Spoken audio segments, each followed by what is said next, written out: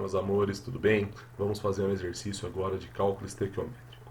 A queima de 34,2 gramas de sacarose, C12H22O11, no corpo de um astronauta satisfaz as necessidades dele por 1 hora.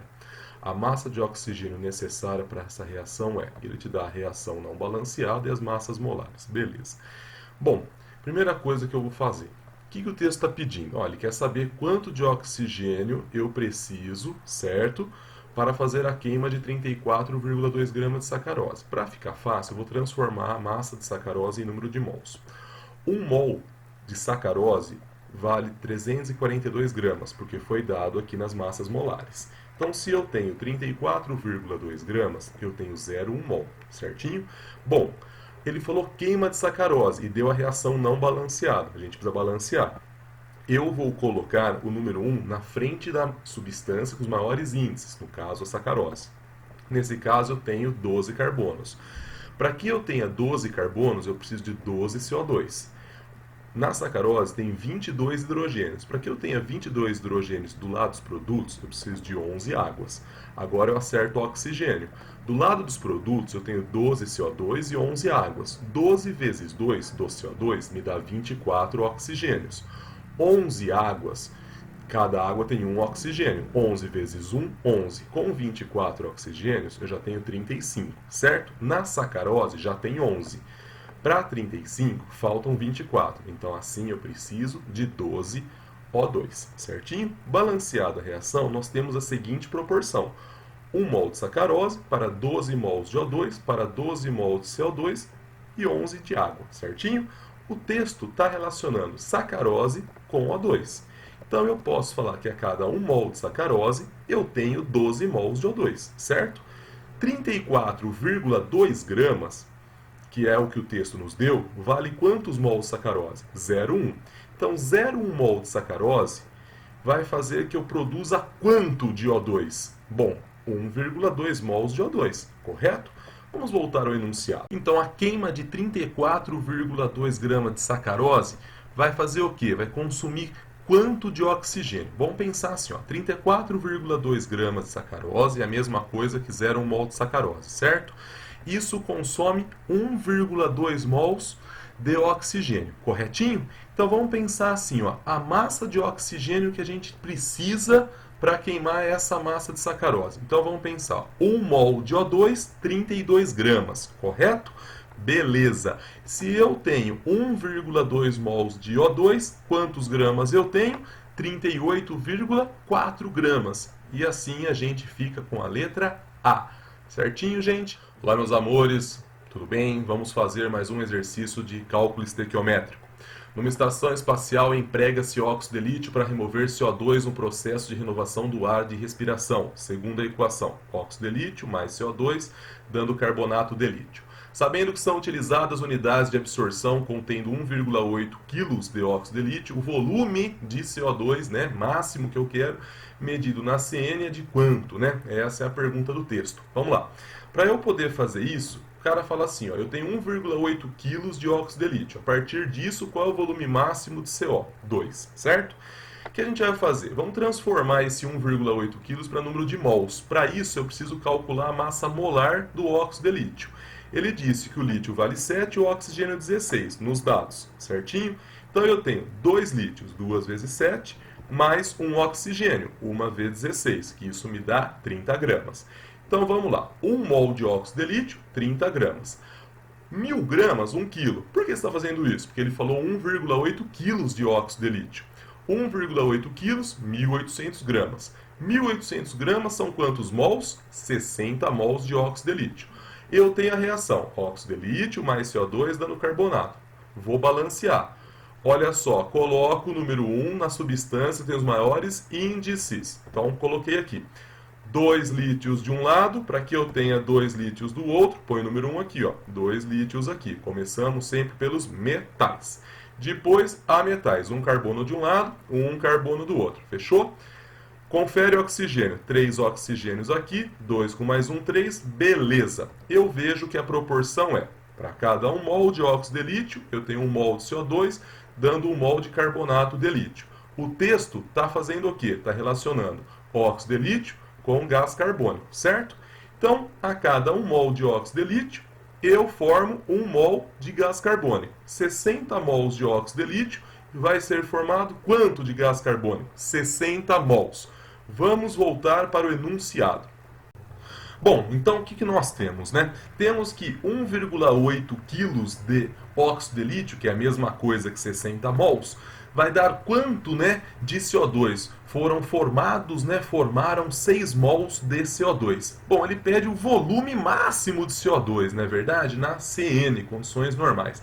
Então o que acontece? Se ele pede o volume máximo, vamos fazer assim, ó. 1 mol de CO na CN vale 22,4 litros. Se foram formados 6 mols de CO2, eu tenho então 1.344 litros, correto? E assim a gente fica com que letra? Letra B. Certinho, meus amores? Vamos fazer mais um exercício de cálculo estequiométrico. Vamos lá. É possível fazer um vulcão em miniatura no laboratório usando dicromato de amônio NH4,2CR2O7. Este composto, ao ser aquecido, se decompõe vigorosamente, produzindo CR2O3 sólido e os gases N2 e água.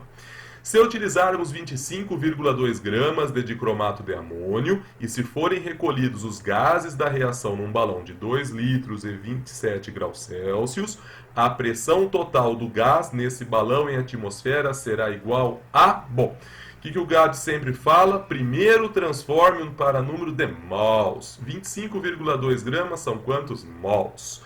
Bom, vamos lá. Eu tenho 2 nitrogênios. Olha só, 2 vezes 1, 2, né? O 2 está aqui fora, multiplica todo mundo que está dentro. 2 vezes 14. Então, cada nitrogênio 14, 2 vezes 14. Mais 8 vezes 1. Por que 8? Porque eu tenho 4Hs aqui, vezes 2, 8. Bom, mais 2 vezes 52, 2 crômios. Mais 7 vezes 16, porque eu tenho 7 oxigênios. Isso me dá 252. Perfeito? Então, 1 mol de dicromato, 252. Eu tenho 25,2 gramas, eu tenho, na verdade, 0,1 mol de dicromato. Bom, vou montar a reação. O texto falava que o dicromato dava origem a CR2O3, N2 e água. Então, eu transformei o texto lá, o que estava escrito, para a linguagem química, para a reação. Feito isso, eu preciso balancear. Colocarei o número 1 na frente do dicromato, os maiores índices. Acerto o metal. 2 crômios de um lado, coloco o número 1 aqui para que eu tenha 2 crômios do outro lado. Agora, a metal, nitrogênio. Quantos nitrogênios o Gabi tem aqui? 2. Então eu coloco o número 1 aqui para ficar com 2 nitrogênios, certinho? Acerta hidrogênio. 8. Ó, 2 vezes 4, 8. Então eu preciso de 4 aguinhas. 4 vezes 2, 8. Olha só o oxigênio. 4 oxigênios aqui com 3, 7. Aqui também tem 7, certinho. Então agora eu tenho que 1 mol de dicromato me forma 1 mol de CR2O3, 1 mol de N2 e 4 mols de água. Então, o texto está relacionando dicromato com N2 e água. Por que N2 e água? Porque ele falou gases. Então, quantos mols de gases nós iremos ter agora? Bom, eu sei que 1 mol de dicromato me forma 1 mol de N2 pela reação. 0,1 mol de dicromato, eu tenho 0,1 mol de N2. 1 mol de dicromato dá origem a quanto de água? 4 mols de água. 0,1 mol de dicromato, eu terei 0,4 mols de água. Então, eu tenho ao todo 0,5 mols de gases. Esses gases serão recolhidos num balão, certo? Certo. Só que quando eu recolho esses gases num balão a 27 graus Celsius, a água condensa. Ela o que? Vira líquido. Então, eu fico só com N2 na forma gasosa. Então, a pressão que o texto pergunta é a pressão que o N2 está exercendo. Então, eu volto aqui para o texto. Ele não pergunta a pressão total do gás? O que nós temos? Que 25,2 gramas de dicromato é a mesma coisa que 0,1 mol de dicromato. E isso forma quanto de N2? 0,1 mol. Então, 0,1 mol, ocupando um volume de 2 litros a 27 graus Celsius, qual é a pressão que esse gás exerce? Essa é a pergunta. Para isso eu vou usar PV igual a nRT. Mas antes de começar a aplicar a fórmula, eu vou transformar a temperatura que está em graus Celsius para Kelvin. Eu sei que para fazer isso eu tenho que fazer 273 mais a temperatura em Celsius. Ou seja, eu tenho 300 Kelvin. Então agora eu só venho substituindo na fórmula. O volume, 2 litros. Quantos mols de N2 eu tenho? 0,1. R ele deu lá no começo, 0,082 vezes 300. Eu chego então que a pressão que o gás N2 está exercendo é de 1,23 atm. Então eu fico com a letra D de dadinho. Beleza? Muito obrigado. Tchau, tchau.